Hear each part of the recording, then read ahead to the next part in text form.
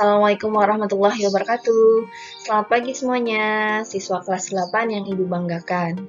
Pada kesempatan kali ini, kita akan melakukan remedial penilaian akhir semester bagi siswa yang kemarin nilainya kurang dari KKM. Remedial akan dilakukan dengan dua kegiatan, yaitu menyimak pembahasan soal atau materi yang belum paham, kemudian yang kedua adalah menyelesaikan soal remedial yang akan Ibu bagikan melalui Google Form. Baiklah, kita masuk ke kegiatan pertama, yaitu pembahasan soal dan materi yang belum dipahami. Kita mulai pembahasan dari soal yang pertama. Nah, soal ini merupakan soal esai nomor 1, yaitu sebuah mobil yang mula-mula diam dengan massa 2,8 kuintal diberikan sebuah gaya sebesar F Newton, sehingga mobil bergerak dengan kecepatan 40 meter per sekon selama 10 sekon. Tentukan besar gaya F yang diberikan pada mobil tersebut. Soal ini merupakan soal pada hukum Newton, ya, di mana dalam hukum Newton itu berlaku gaya besarnya adalah F sama dengan M kali A. M merupakan massa, A merupakan percepatan. Ya, kita tulis terlebih dahulu jika menemukan soal seperti ini, yaitu pada massa 2,8 kuintal. Maka kita tulis M massa sama dengan 2,8 kuintal. Satuan kuintal harus kita ubah ke dalam kilogram, di mana 1 kuintal sama dengan 100 kilogram. Jadi kita kali 2,8 kali 100. Komanya kita undurin sebanyak 2 angka 0, ya. Jadinya 2 kali mundurnya 1, 2. 280 kilogram. Kemudian gayanya sebesar F. Mobil bergerak dengan kecepatan 40 meter per sekon, di mana kecepatan adalah V sama dengan 40 meter per sekon selama 10 sekon, yaitu T, waktu 10 sekon. V dengan T ini dapat kita gunakan untuk mencari A, percepatan, sehingga A sama dengan V dibagi T, yaitu perubahan kecepatan pada satuan waktu tertentu. 40 dibagi 10 sama dengan 4 meter per sekon kuadrat. Yang ditanyakan adalah F-nya berapa? Ya, sehingga tinggal kita masukkan rumus hukum Newton, F sama dengan M kali A. M-nya 280, A-nya adalah 4. Sehingga 280 dikalikan 4 adalah 1120 Newton. Nah, inilah hasilnya dari mencari gaya pada suatu mobil yang mula-mula diam menjadi bergerak. Ya, diam itu artinya V-nya 0, ya, kemudian berubah menjadi 40, sehingga dapat dikatakan delta V-nya ini atau perubahan kecepatannya adalah 40. Karena diam berarti awalnya T-nya 0, ya, 10. Oke, seperti itu untuk pembahasan soal yang pertama.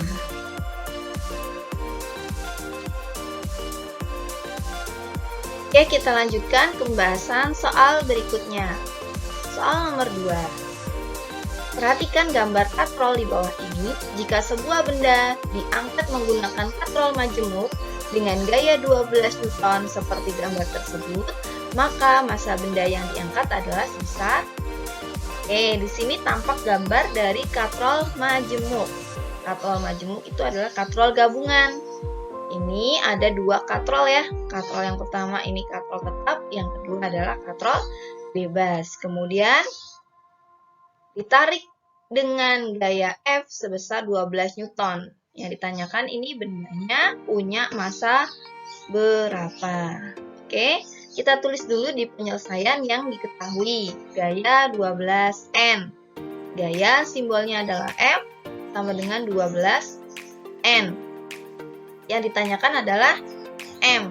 Masanya berapa? Gitu ya. Nah, di katrol, khususnya katrol majemuk, itu ada keuntungan mekanis atau KM yang dihitung berdasarkan jumlah tali. Ya, kita hitung dulu jumlah talinya berapa. Ada 1, ada 2. Ada 2 jumlah tali. Untuk tali yang berkaitan dengan F tidak kita hitung. Jadi hanya 2 ya. Di sini ada 2 tali. Sehingga KM-nya adalah 2.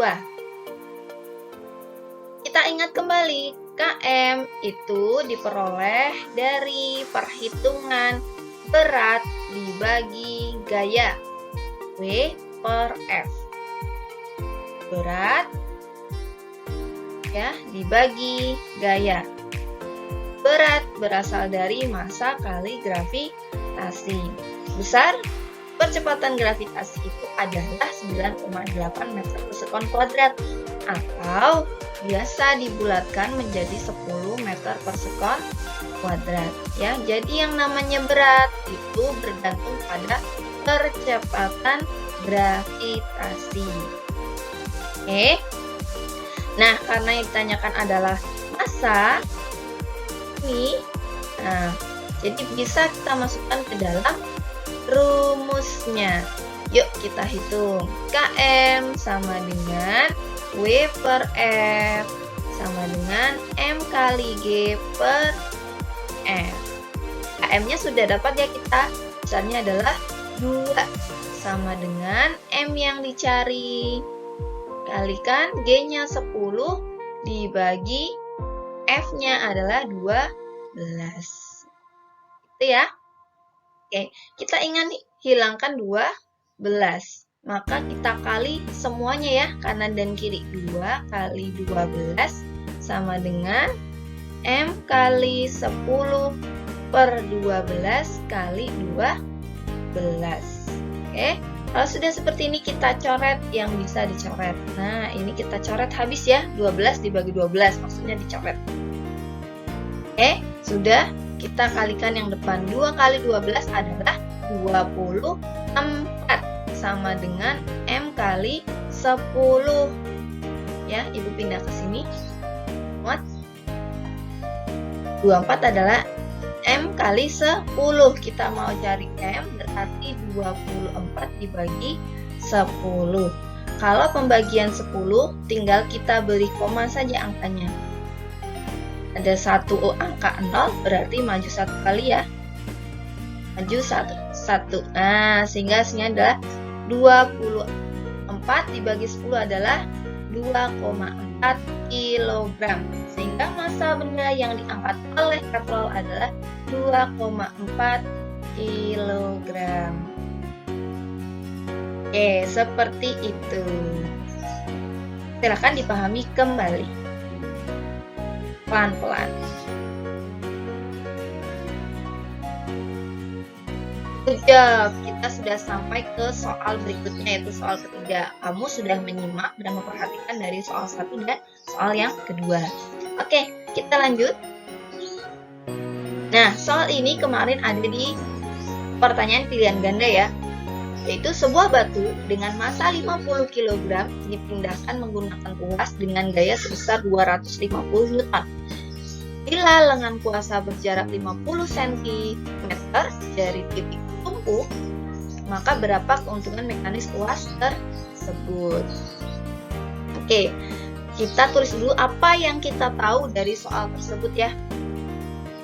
Nah, di sini ada massa sebesar 50 kg.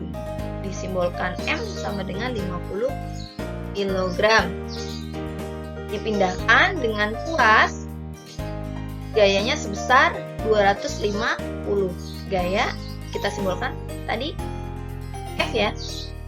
250 Newton. Oke.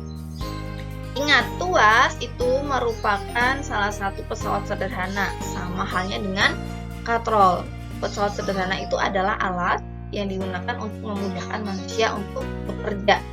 Jadi ketika kita menggunakan tuas, kita merasa lebih ringan ya, gaya yang kita berikan itu lebih mudah. Makanya di dalam pesawat sederhana, tuas, katrol itu memiliki suatu keuntungan mekanis. Ini kita anggap saja ya sebagai tuas jenis 1 untuk memberikan gambaran tentang lengan kuasa. Tuas itu ada 3 titik inti. Yang pertama, ada bundanya yang kita anggap sebagai beban yang memiliki berat.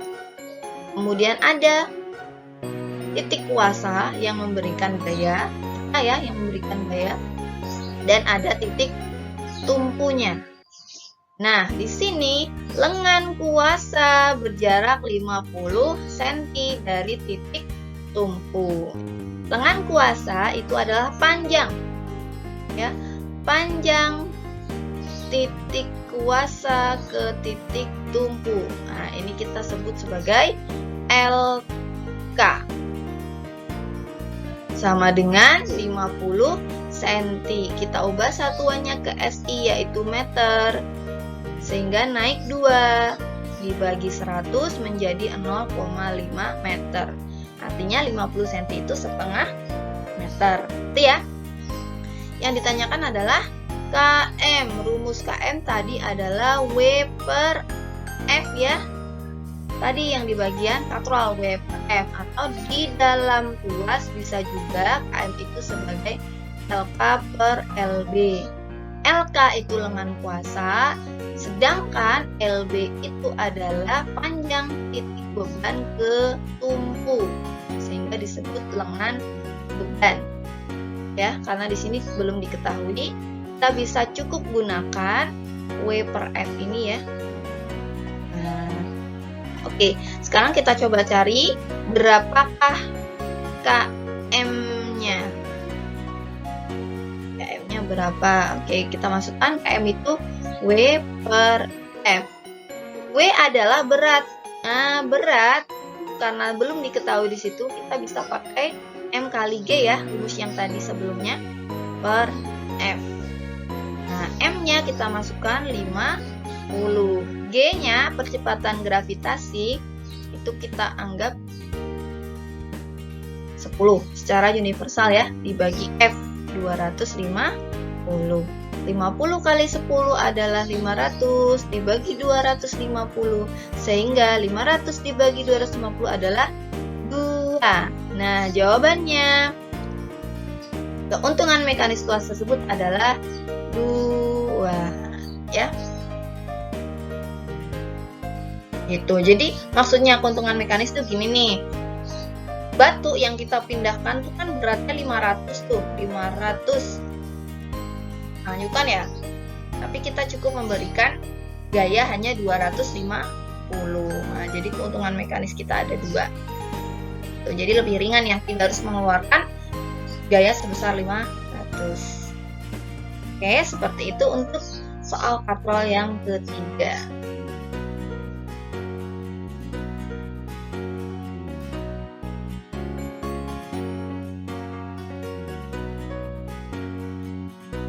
Kita lanjut ke 4. Nah, nomor 4 sudah mulai di bagian biologi ya, sudah tidak perhitungan lagi. Ini ada yang bertanya soal ini, masih bingung Ibu. Nah, gambar ini adalah gambar anatomi akar. Jadi kalau ada akar kemudian dipotong secara membujur. Jadi dipotong begitu ya ke bawah ke sana. Nah, ke arah sana. Membujur sehingga terbelah nih menjadi 2 seperti ini. Pertanyaannya adalah bagian akar yang berfungsi sebagai jalur yang dilalui air dan mineral tanah untuk menuju ke daun. Nah, jadi sebagai jalur transportasi ya, pergerakan air dan mineral. Oke, kita berikan tanda dulu nomor 1 sampai nomor 4 itu namanya apa saja. Oke, nomor 1 ini merupakan korteks ya. Setelah epidermis luar, kemudian masuk di sel yang di sini, ini jaringan korteks namanya. Kemudian nomor 2, di bagian ujung akar yang paling bawah ya, yang dia bertemu dengan tanah. Semuanya bertemu dengan tanah, cuman dia bagian paling ujung bawah ya.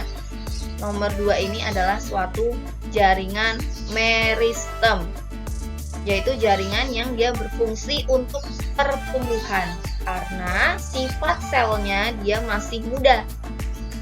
Seperti kalian kan masih muda, jadi masih aktif tumbuh. Nah, di tumbuhan, sel atau jaringan yang aktif tumbuh itu namanya meristem. Di akar, meristemnya ada di ujung sehingga makin panjang fungsi akar. Ya. Kemudian nomor 3 dan 4, warna biru dan merah ini merupakan jaringan pengangkut. Nah, ketiga-duanya ini jaringan pengangkut ya. Sehingga pilihannya adalah antara 3 dan 4. Jalur transportasi ini kalau ketiga ya 4. Nah, yang 3 ini adalah xilem. Yang 4 adalah phloem. Oke, sudah Ibu jelaskan sebelumnya ya. Xilem itu letaknya ada di dalam, xilem dalam. Sedangkan phloem adalah di luarnya, seperti ini. Nah, xilem itu merupakan jalur transportasi air dan mineral. Ya, atau daun untuk fotosintesis. Sedangkan phloem itu merupakan jalur yang dilewati nutrisi atau hasil fotosintesis. Nah, fotosintesis kan terjadinya di daun, ya, di kloroplas daun. Kemudian hasilnya inilah nanti diantarin semuanya ke seluruh tubuh tumbuhan. Jadi jalurnya beda ya, tidak akan bercampur. Oke, sehingga kita dapat jawabannya ditunjukkan oleh nomor 3. Nah, itu kalau di soal kemarin ada opsinya ya. Oke. Silakan dicermati kembali boleh. Kita lanjut juga ya ke soal berikutnya. Yang kelima, diuji makanan. Perhatikan tabel hasil uji makanan di bawah ini. Berdasarkan tabel tersebut, makanan yang mengandung glukosa. Ya, nah, glukosa adalah bagian terkecil penyusun karbohidrat. Oke. Nah, yang mana yang mengandung glukosa? Di sini kita punya pilihan bahan A, B, C, D. Jadi ada 4 bahan makanan tuh. Dicek pakai 3 larutan. Ada lugol, ada pehling A dan B, dan ada biuret. Oke. Kita saling mengenali dulu ya macam-macam reagen.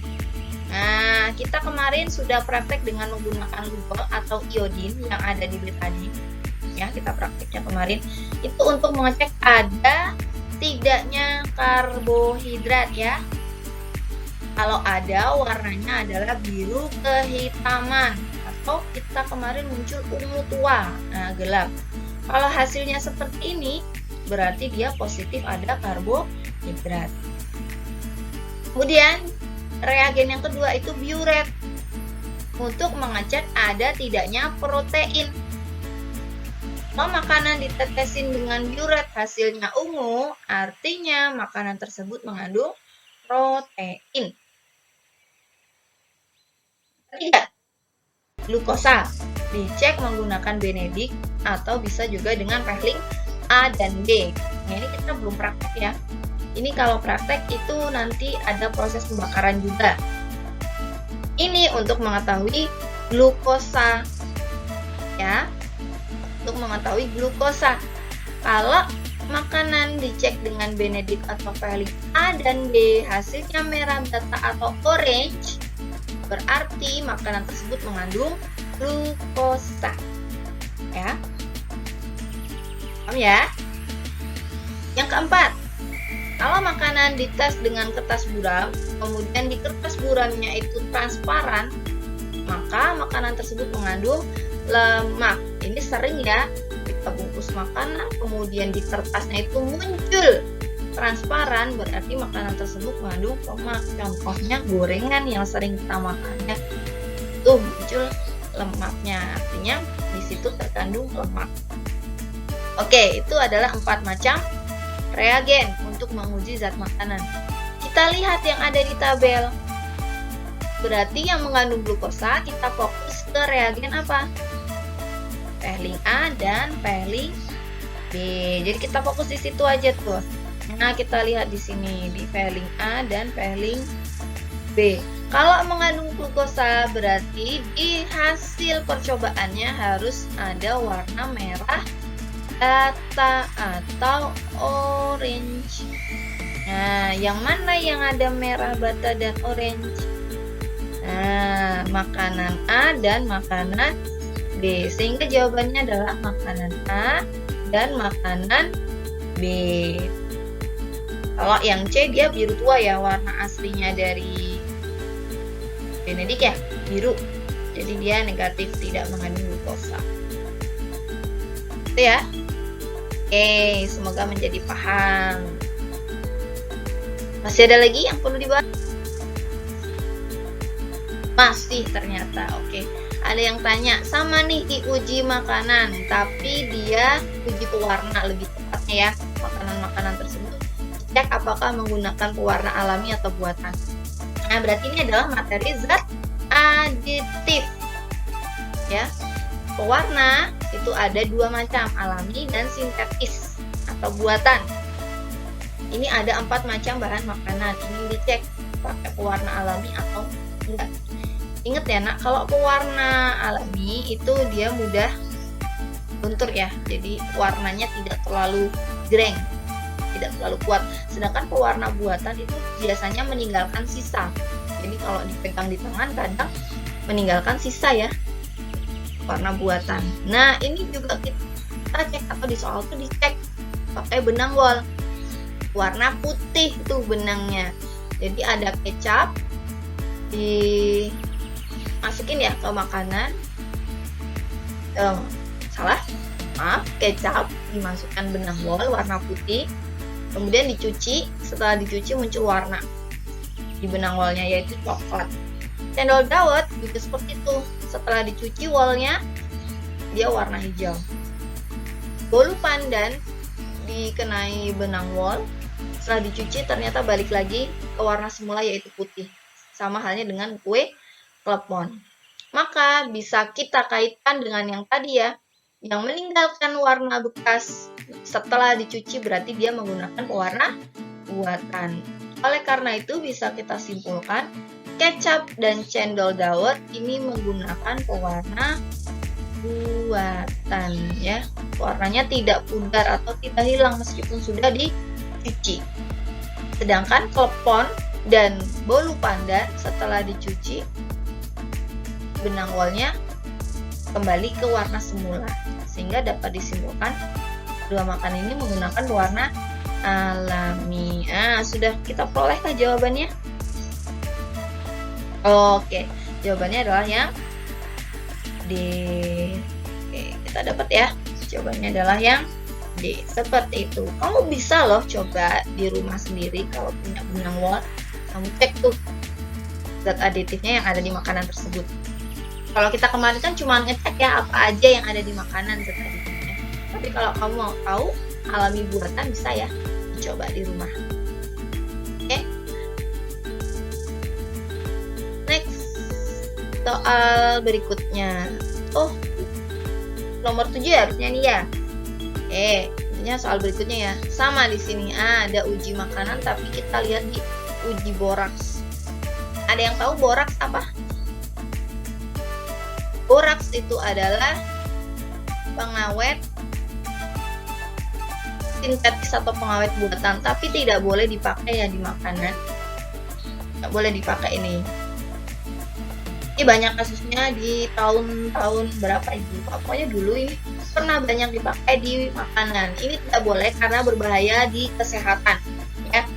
Ini bisa juga dicek dengan menggunakan indikator kunyit. Jadi makanan tersebut kita tes dengan kunyit.